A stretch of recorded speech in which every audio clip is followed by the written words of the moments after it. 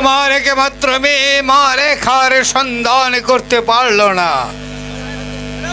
একবার যদি আমি সেই বাদীর বাদশাকে খুঁজে বের করতে পারি, তাহলে তাকে আমি জ্যান্ত মাটি চাপা দেব। এই কে আছিস? আদেশ করেন হুজুর। যাও প্রহরী, এই মুহূর্তে তুমি বন্দিঘর থেকে কদমালীকে নিয়ে আসো। তাই যাচ্ছি।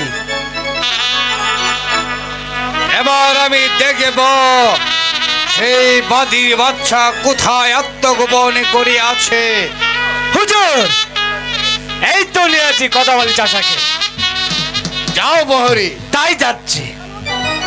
শোনো কদমালী, এখনো তোর সময় আছে। এই মুহূর্তে তুই আমার কাছে বলে দে, তুই তোর সন্তানকে কোথায় লুকিয়ে রেখেছিস।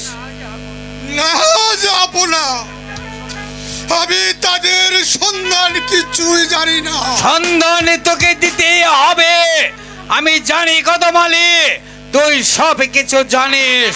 তাহলে কিভাবে যে জানাতে হবে সে কৌশল আমার জানা আছে। না যাব না, আপনার দুটি পায়ে পড়ছি, আমি ওদের সন্ধান কিছুই জানি না। আর আমি যদি বলি তুই সন্ধান জানিস, না, তুই না, বলবে না। না। এখানে শেষ নয় কদমালী, যতক্ষণ পর্যন্ত তুই তোর ছেলের সন্ধান না দিবি, ততক্ষণ পর্যন্ত আমার হাতের চাপ। না, আমাকে আমাকে মারবেন না। পারবো না। আপনি আপনি আমায় দয়া করুন।